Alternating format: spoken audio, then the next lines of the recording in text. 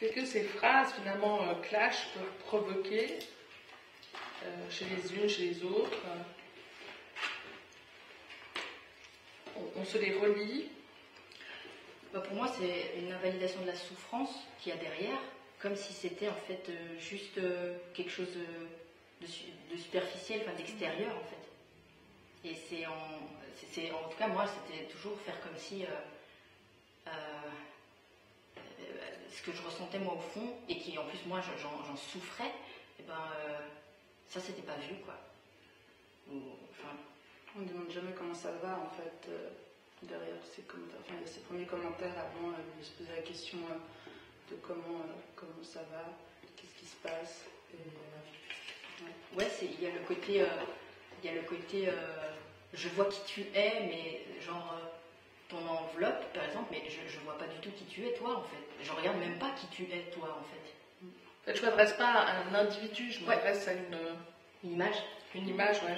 Quand t'as pas l'air d'être malade, c'est une phrase très violente, ça. Oui. C'est quoi avoir l'air malade alors? Il faut être. Parce que même d'autres phrases, j'aimerais tellement avoir tes jambes, j'aimerais tellement être capable de faire ce que tu fais. Finalement, on ne voit pas l'être humain derrière, on voit seulement l'image. C'est ça qui est. Alors, selon comment ça peut nourrir le trouble aussi. Selon comment ça peut nourrir le trouble. Ouais, ça nourrit la maladie. Si pour toi je suis pas assez malade, je vais tout faire pour paraître malade. C'est ça. Il faut que j'aille encore plus loin pour te montrer que je suis malade. Il te faut quoi en fait? Et aussi après j'ai l'impression qu'il y a des gens qui viennent te parler, enfin je sais pas si c'est aussi un manque de tact, mais qui commencent à te parler de régime, de trucs et tout, alors que t'es non mais moi j'ai pas envie de ça en fait, de parler de ça, enfin il y a un truc un peu genre conseiller ou un truc comme ça, genre, et pas, Comment tu fais? Dis-moi comment tu fais si j'y arrive. Conseil, donc c'est une maladie. Voilà, c'est ça. On est dans le truc résultat. Moi je trouve que ça fait vraiment une société où c'est le résultat en fait qui compte et qui est visible et sans aucune prise en compte de qu'est-ce qui s'est passé en fait. Et puis de la souffrance. De ce qu'il y a au fond, parce que ça c'est un symptôme, c'est comme ça que ça se voit, que moi je l'ai exprimé, ou que c'est le symptôme en fait, mais d'une cause ou d'une souffrance interne. Puis du coup quand on s'adresse à moi en me disant ouais mais si tu veux perdre du poids, alors privilégie plutôt ça et ça plutôt que, enfin tu fais pas juste, fais plutôt comme ça, mais en fait c'est pas une question de régime, c'est une question que je suis malade et que je suis en souffrance et que il faut s'adresser à autre chose au fond quoi. On valide pas la souffrance. C'est ça. Quand on dit t'as qu'à manger, je sais pas si quelqu'un il est dans un fauteuil, je sais pas, il est en béquille, on va pas lui dire t'as qu'à marcher. Je veux dire, on reconnaît juste pas ce trouble comme une maladie, et c'est tellement dévalorisé, tellement incompris. Après peut-être que c'est parce qu'on l'explique pas, mais en tout cas on comprend pas cette violence. On m'a souvent dit remplis-toi, c'est facile, allez tiens je te resserre, c'est bien, c'est facile. Non en fait, non, c'est pas facile. Parce qu'en fait, pour les gens, c'est tellement normal de se nourrir que pour eux, c'est impensable pour les filles qui ne mangent pas pour maigrir. Mais justement, il faudrait que les gens comprennent que oui, c'est une vraie maladie et que tu. C'est pas un caprice de mode, enfin ouais. Ça va vraiment. Et qu'on fait pas ça pour faire envie. Non. Et puis t'es très bien comme ça, ou j'adore tes jambes et tout, enfin c'est. Encore une fois, c'est mettre invalider le fait que c'est pas un caprice et j'essaie pas de ressembler à X. Ouais, mais tu sais, c'est la mode en ce moment. Enfin, c'est la faute des top modèles, c'est la faute de la mode et tout. Mais maintenant, ils commencent à mettre les trucs XL, les modèles, mais c'est pas ça le problème du tout en fait. Ouais. Mais dans le fait aussi d'être très bien comme ça, je trouve du coup moi j'étais là. Du coup, comment j'étais avant, c'était pas bien quoi. Si c'était la période où j'avais déjà perdu un peu de poids, du coup, ça donne d'autant moins envie. Ça m'a encore plus fait perdre confiance en la personne que j'étais avant. Et j'étais là, non, il faut absolument pas que je retourne là-bas parce que j'étais pas très bien. Je suis que très bien maintenant. Et encore. Vu que la valeur, elle est mise sur une image en fait. Ouais, sur comment t'es physiquement à ce moment-là. Mais après, moi je trouve aussi que selon le trouble dans lequel moi je suis couchée, c'est pas le fait, enfin on va plutôt me dire on veut essayer de faire attention pour moi, de me priver, de me couper, de m'empêcher en fait de manger, parce que là de hyperphage que moi j'ai transversé là-dedans. Et du coup, les personnes pensent que genre, ils essayent de faire attention ou de comment. Enfin, j'ai l'impression, moi, dans mon entourage, on a essayé de faire attention à. Et du coup, c'est encore plus raviver le truc parce que du coup, moi, c'est tellement juste émotionnel. La nourriture, elle n'a plus du tout la place qu'elle doit avoir en fait. Moi, j'ai un peu dans le même registre du fait que les gens ils veulent faire attention. Il y a des personnes que je leur ai raconté, expliqué mon trouble. Et puis l'autre jour, j'étais au restaurant avec ma famille. Et puis je me sentais pas très bien. Du coup, je me suis absentée pour aller aux toilettes pour respirer un peu. Et je reviens et puis la première chose qu'on me demande c'est ta bonne. Et puis peut-être que ça vient d'une sorte de bienveillance, mais c'est tellement maladroit et agressif que en fait ça aide pas et ça donne un peu l'effet inverse. C'est un peu dans le même sens que quand tu te soignes, on te demande ah mais t'as pris combien de kilos? Ouais. Pour te demander si tu vas mieux. Tu pèses combien? Ouais, tu pèses combien?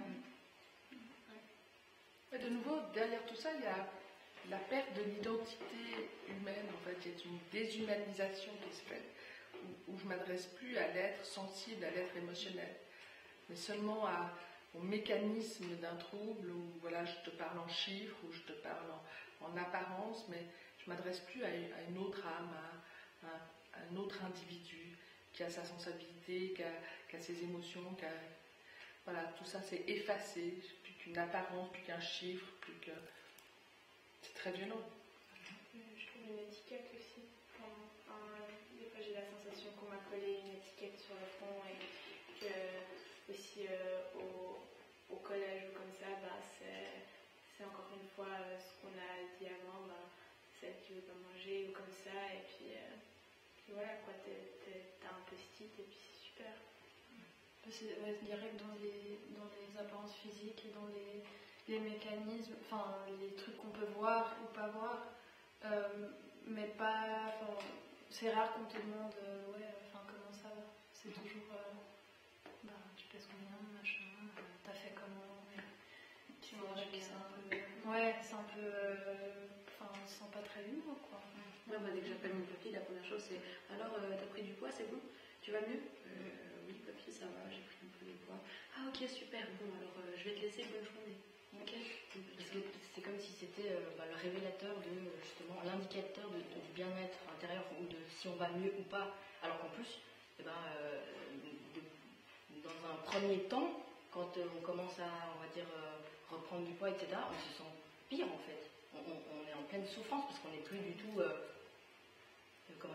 on n'est plus du tout dans l'évitement de cette souffrance qu'il y a au fond et justement qu'on masque grâce à des comportements et du coup, ouais, je fais juste et tout, je fais mieux si on veut pour toi ou oui pour mon corps, mais moi là je suis en réelle souffrance aiguë, c'est l'enfer quoi à l'intérieur.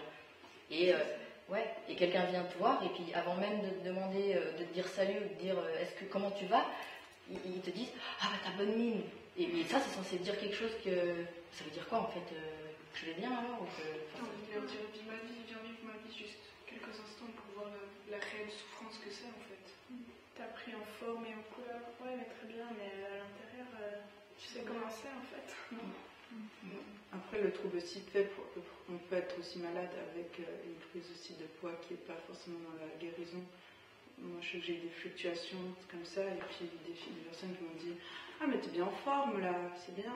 Et genre j'étais totalement j'étais pas du tout dans un truc de guérison et du coup c'est encore plus activé ou des personnes même j'ai déjà été blessée par même une personne qui avait un trouble, mais de long stade qui m'a commenté, m'a dit toi ça te va, t'as un trouble? Et j'étais là comment ça? Ah mais t'as les ganglions gonflés. Et elle m'a traité comme ça, genre, alors que je connaissais à peine. Et j'étais là, bon, merci, enchantée. Donc, en fait, j'ai l'impression, c'est cette invisibilisation, la violence, genre, hyper gratuite et intrusive. Mais qui n'est même pas forcément intentionnelle parfois. Non, l'enfer, il n'y a pas de bonnes intentions. Hein. Souvent, c'est genre très bonnes intentions. Et puis, moi, j'ai beaucoup souffert en fait quand ma mère, elle rentrait du travail, elle venait me voir, puis la première chose qu'elle me demandait, c'est « T'as mangé aujourd'hui ? T'as mangé aujourd'hui ? Qu'est-ce que t'as mangé aujourd'hui ? Qu'est-ce que t'as fait ?» Tout le temps, tout tournait autour de la nourriture, et en fait, je trouvais que c'était fatigant de sa part, de tout le temps, en fait, devoir lui rappeler que, que c'est un trouble, que j'ai une maladie, que je vais pas bien, et puis à chaque fois, comme si du jour au lendemain, ça allait, tout d'un coup, j'allais miraculeusement manger, quoi. Puis ça a été, elle a mis énormément de temps, même étant infirmière, à comprendre en fait. Elle avait toutes ces idées qui étaient déjà construites dans la tête par rapport à la maladie, et en fait, elle s'était jamais en fait posé certaines questions. Et puis j'en ai beaucoup voulu au début parce que moi je souffrais.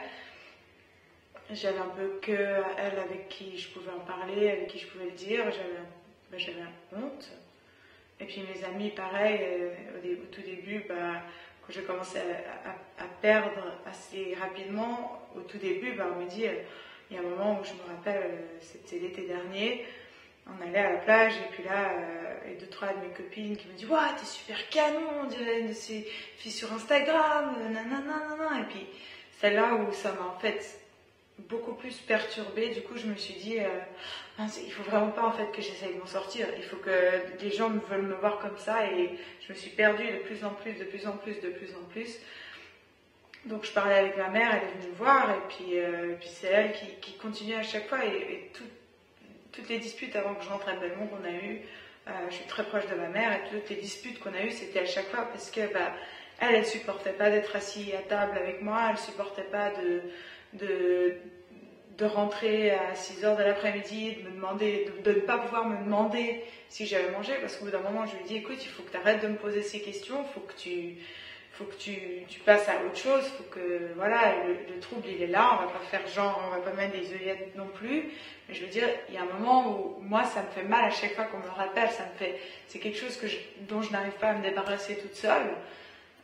C'est pour ça que j'ai fait toutes les démarches que j'ai faites, donc il y a un moment où il faut que toi tu me lâches en fait, et ça a été très difficile pour elle. Je crois que mon père l'a un peu mieux vécu. Je ne sais pas si c'est parce qu'il a plus de recul, étant mon père,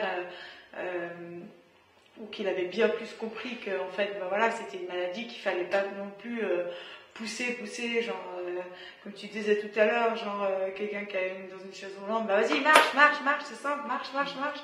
Puis à ce moment-là, je voyais un psy qui disait la même chose, qui était juste ça, c'est simple, mange, ce soir tu manges. Mais c'est pas simple. C'est pas, toute seule, en tout cas, moi, j'ai pas réussi. Et c'est vrai que quand ça vient d'un proche, ça fait mal. Et la sonnette d'alarme a été en fait tirée par ses amis qui m'avaient fait ce commentaire à la plage l'été dernier. C'est elles qui ont contacté en fait ma mère, qui m'ont dit, parce que mes parents habitent ailleurs, dans un autre pays, puis qui ont dit il y a un problème, il faut que vous voyiez votre fille parce qu'il y a quelque chose qui ne va pas. C'est une amie qui est passée par en fait, la clinique de Belmont, qui m'a prise à part et puis qui m'a dit écoute, on a contacté tes parents, moi je remarque des choses chez toi que j'ai vécues, et je pense que tu as besoin de l'observer. Et puis ça m'a un peu soulagée. Je me suis dit ok, en fait j'ai vraiment en fait il y a vraiment quelque chose en fait. Je me suis pas créé toute une histoire dans ma tête, c'est vraiment un truc, donc j'ai besoin d'aide. Et je l'accepte volontiers. Mais c'était pas facile au début, c'est vrai. Moi je voulais rebondir sur la responsabilité des parents, comme je sais qu'ils ont pu faire au mieux comme ils pouvaient. Mais c'est vrai que moi j'ai eu des phrases aussi un peu comme ça, clash de mon père qui me disait, bref, je ne vais pas rentrer en matière sur ça, mais qui me disait mais c'est bien, tu fais attention, moi aussi je dois faire attention. Et c'était tellement, et par contre, quelques mois après, c'était en me touchant, tu pèses combien. Du coup, il y avait cette contradiction, et puis aussi ma famille on me parlait toujours de régime, et puis en fait, il y avait toujours une super grande contradiction, mais personne n'était derrière à se questionner. Et puis ma mère qui m'achetait ma conso, quoi, en fait, parce qu'il voyait qu'il disparaissait et qui rachetait de suite directement et qui alimentait le truc. Et c'était hyper difficile parce qu'en fait, en tant que malade, en fait, j'en voulais, puis en même temps, en fait, je voulais ma consommation. En fait, je voulais qu'elle continue d'agir et en même temps, j'en voulais qu'elle agissait. Puis en même temps, si elle agissait pas, j'étais hyper vexée, en fait. Du coup, c'était un peu un cercle vicieux. Moi, en lien avec ça, c'était mon médecin qui m'avait dit une fois, j'avais des problèmes de genoux, puis c'était lié au sport. Il était là, des fois on a mal au genou aussi quand on est trop lourd. Et moi j'étais un peu là, bon. Et en fait, ça avait vraiment fait une gifle pour moi. Et puis j'étais dans une forme, si avec maintenant je regarde avec du recul, totalement correcte. Et puis ce même médecin, une fois, il m'avait dit non mais de toute façon, si on hospitalise les gens, c'est juste pour que quand la personne meurt, après, les parents n'aient pas de regrets. Et il m'avait dit ça sur le pas de la porte, et j'étais là. Bon.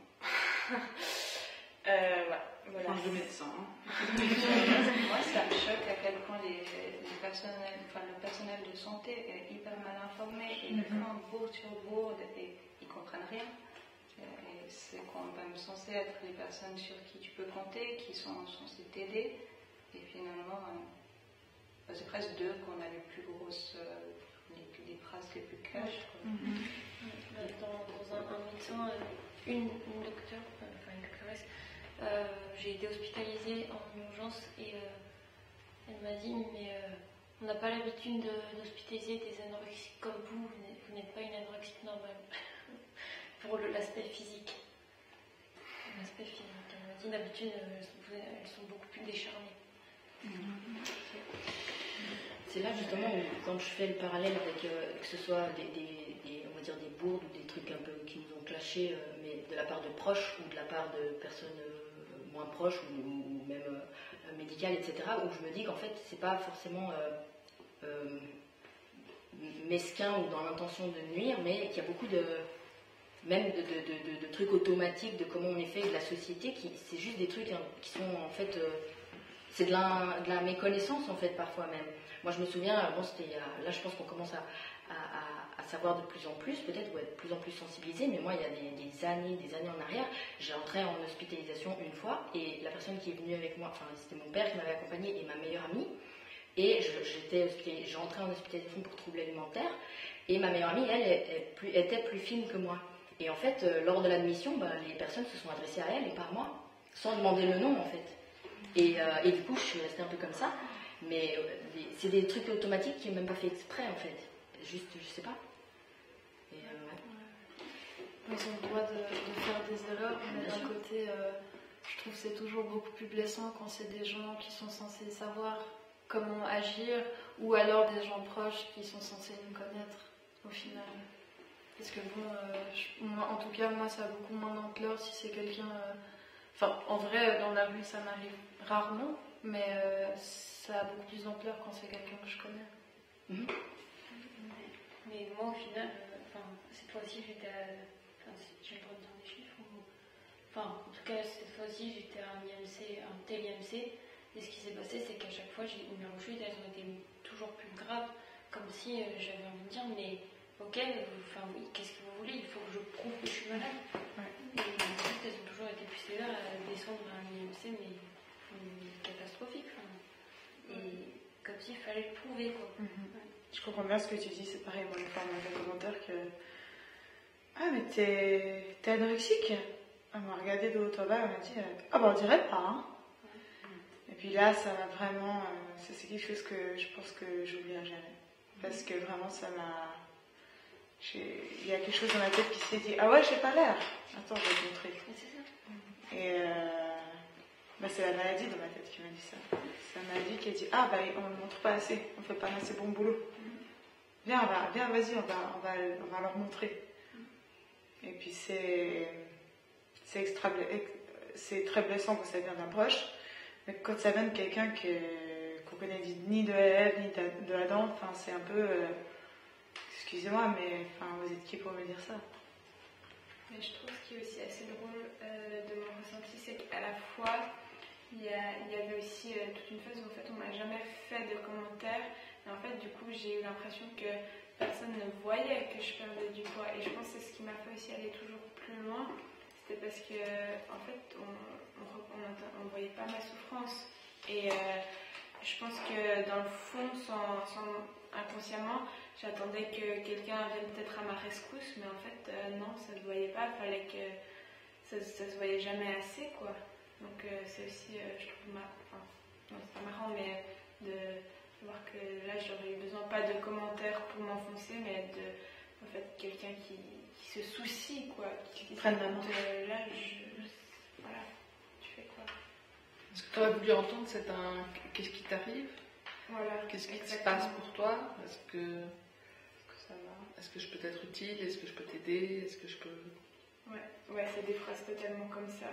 Et je pense que effectivement, les gens et les proches devraient s'adresser à nous de cette façon-là. Moi, j'ai eu la même chose que Natacha, sauf que c'est un médecin qui m'a encouragée. Il m'a dit, tu peux continuer, tu as de la marge, tu peux encore perdre du poids, t'inquiète pas. Waouh. T'es pas encore aux soins intensifs, donc pour le moment ça va. Je l'ai aussi. J'essaie de ouais, bien sûr, ça revient, nier, et je trouve l'émotionnel derrière, parce que, enfin, personnellement, moi, j'ai découvert que c'était un tampon émotionnel.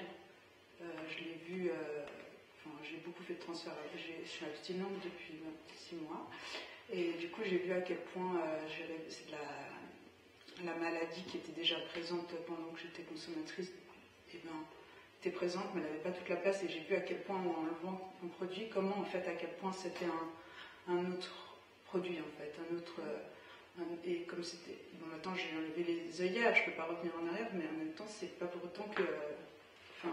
j'ai l'impression aussi que quand on est dans une démarche après de soins, pour les proches aussi, c'est du coup que c'est aussi réglé, en fait, alors qu'en fait, c'est là où on commence à creuser aussi les mécanismes de pourquoi on est arrivé là.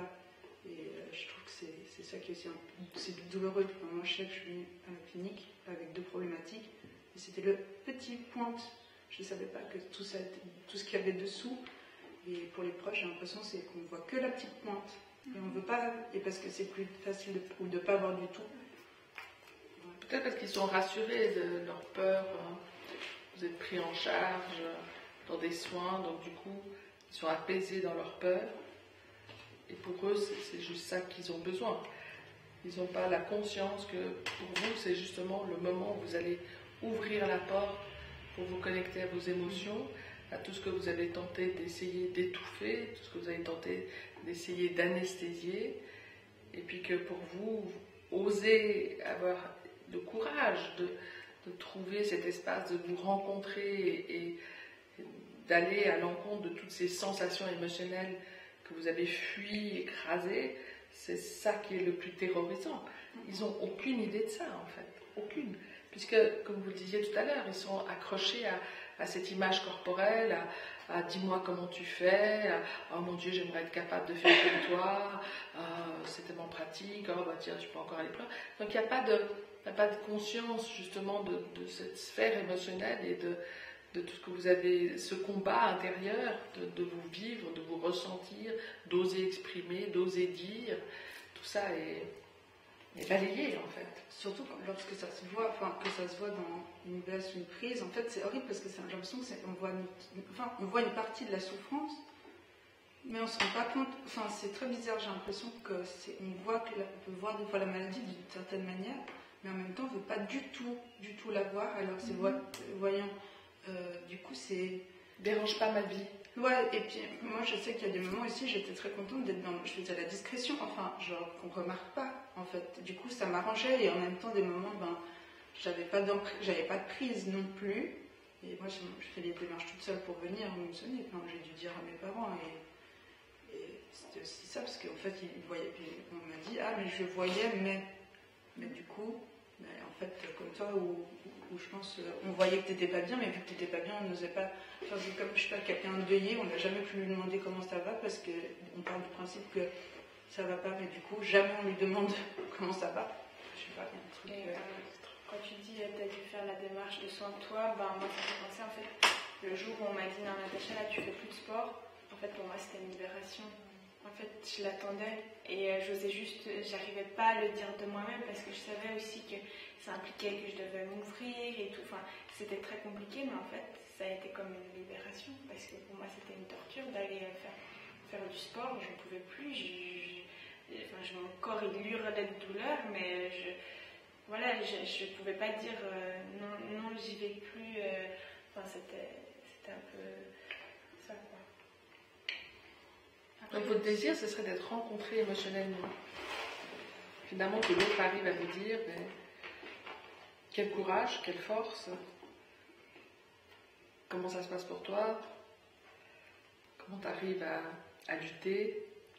C'est ces phrases-là que vous aimeriez entendre?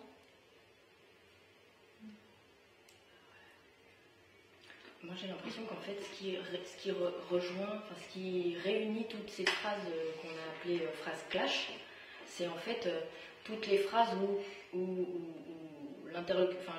l'autre en face de nous ne s'est pas intéressé à nous, à moi par exemple, moi ce que je ressentais, mais qui a de bonne volonté ou mauvaise, peu importe, a cru savoir et a exprimé quelque chose qu'il pensait savoir, mais qui ne s'est pas intéressé à ce que moi je ressentais à l'intérieur, et c'est pour ça que je l'ai vécu clash en fait. Mais ne s'est pas intéressé à me rencontrer, à comment je l'ai, moi, qu'est-ce que... Mais je trouve aussi du coup un autre point commun à toutes ces phrases, c'est le fait de ne pas être validé dans notre souffrance, et je sais que moi ça m'a vraiment ralenti à me soigner parce que des phrases comme mais t'as l'air bien pourtant, mais tu rigoles tout le temps, t'es sûr que ça va pas, plein de phrases de ce type là qui m'ont vraiment fait douter pendant super longtemps mais en fait est-ce que j'invente ma souffrance ou est-ce que je souffre vraiment, et du coup j'aurais pu être prise en charge bien plus tôt si j'avais osé dire que non vraiment ça allait pas, mais j'avais tellement peur qu'on me dise mais non mais Charline qu'est-ce que tu nous fais, c'est bon. Alors là par exemple quand je suis revenue en hospitalisation, ma mère quand je lui ai annoncé la date pour revenir, elle m'a dit mais t'es sûre que t'as besoin d'être hospitalisée? Et j'étais là, en fait tu te rends pas compte de ce que ça me demande de faire cette démarche, et la première réaction c'était sûr que t'as besoin de ça, c'est hyper violent à recevoir, je trouve. J'ai l'impression que si on se rendait compte, qu'on voyait ce qu'il y avait derrière le fait de ne pas se manger, trop manger, vomir, tous ces comportements en lien avec l'alimentation,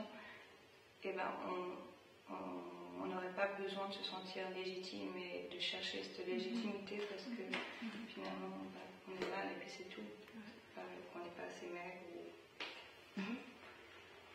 C'est ça, est-ce que ma souffrance est légitime? Et finalement, pouvez-vous venir me rencontrer?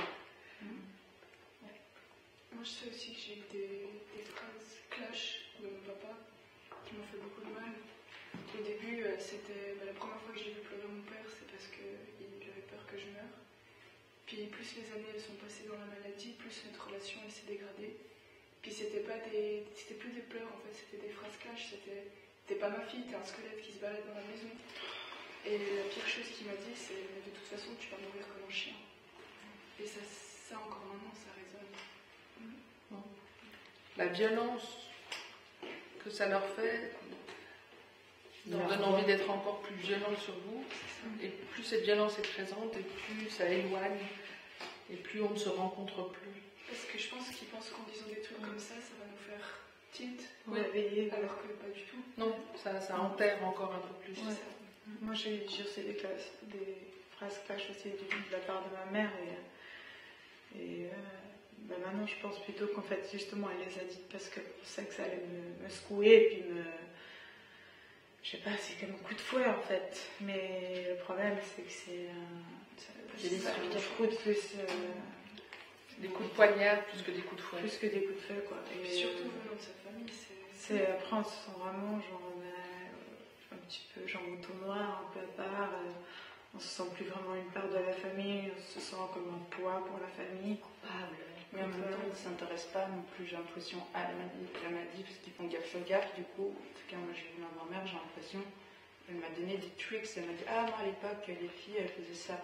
sachant, quand je l'ai appelé récemment, alors que je suis à la clinique, j'étais là, enfin, elle me dit, ah, mais ton père aussi, ton père il a pris du poids. Enfin, des choses en fait où j'étais là, et en même temps elle invalide totalement, elle m'a sorti des phrases où elle invalide, genre que je suis gourmande, et elle invalide, et en même temps elle nourrit le truc, et du coup je pense que c'est ça qui est douloureux, c'est on dirait qu'ils tentent des perches, mais en fait c'est des fouets, c'est genre, et du coup c'est ça qui est un peu, qui est énormément, qui sépare. Si on devait retenir alors quelque chose, ce serait de dire demandez-moi comment ça va, demandez-moi ce que je ressens, venez me rencontrer. Je ne suis pas une apparence, je ne suis pas une image, je suis un être humain qui ressent plein de choses et j'ai envie d'être rencontré. Venez à moi.